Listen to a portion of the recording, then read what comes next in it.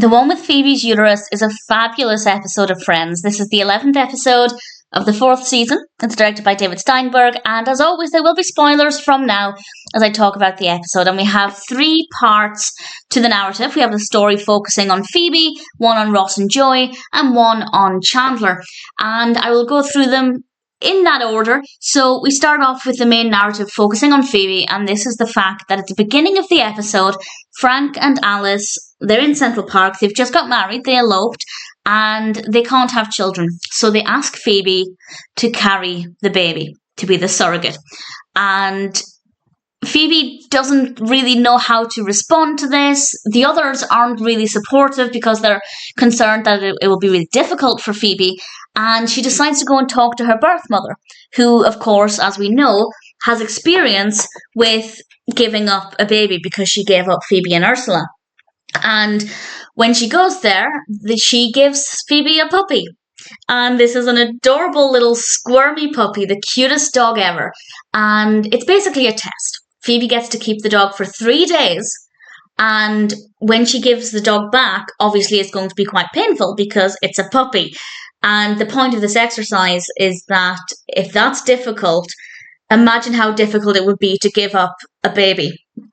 And things don't exactly go the way Phoebe's mother expected, but I actually think it's really moving. And as I said, there are big spoilers for this. Phoebe is getting ready to give the puppy back. She's meeting her mother in Central Park, and by coincidence, Alice and Frank decide to go to Central Park at the same time to see Phoebe, and Phoebe gives them the puppy. And she kind of initially does this, I think, out of guilt because she doesn't want to hurt them by saying, I won't carry your baby. But then she sees how happy this puppy makes them. And she comes to the conclusion that she felt really great about making them happy with the puppy. So imagine how great it would feel to give them the gift of the child that they want. And she decides to carry their baby. And I won't say any more at the moment about what happens with Phoebe and the baby, just in case you haven't seen any future episodes. But we end by finding out that actually that was her mother's puppy and she shouldn't have given it away. But to be fair, I think taking the puppy back isn't going to hurt that much considering Phoebe has just said she's going to carry their child.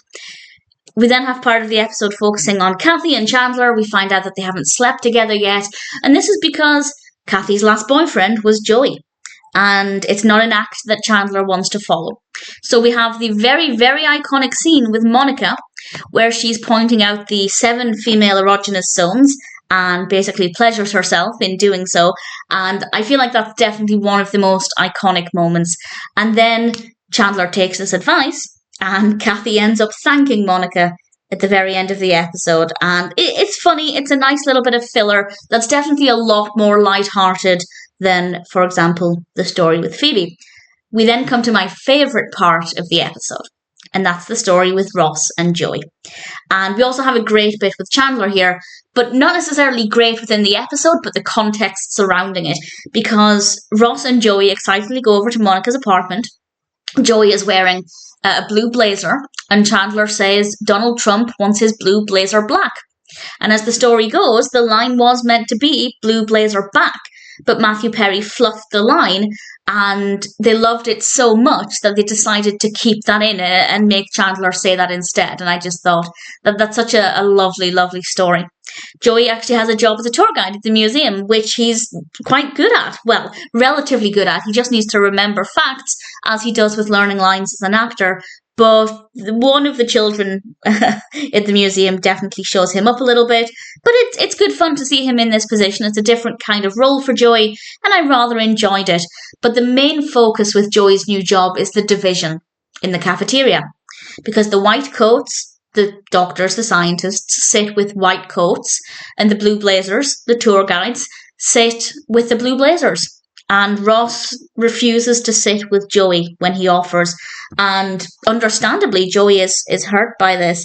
And Ross decides to make amends in the most delightful way. He gives this amazing speech. Well, maybe amazing is too strong a word, but I really enjoyed it. About how they shouldn't let the colour of their coats divide them. Obviously, this has a much deeper meaning. And I thought it was very well done. And everybody standing up, taking off their coats and describing something personal about themselves. I just thought it was fabulous. And Rhonda, played by Sherri Shepherd, is an absolute delight. She is without a doubt one of my favourite one-off characters. She's an absolute joy. This is a really brilliant episode. It touches on some pretty heavy stuff. I think surrogacy and fertility problems are really big topics, but I think they managed to create this dialogue without making it too heavy, but also without taking away the seriousness and how it can impact people. And I just think they handled it very well. The story with Ross and Joey is absolutely my favourite, but Chandler as well was rather delightful. Really brilliant episode. I'm pretty sure it's one that I will always enjoy. The one with Phoebe's uterus is very strong, very fun, quite meaningful, and always one that I will be happy to watch.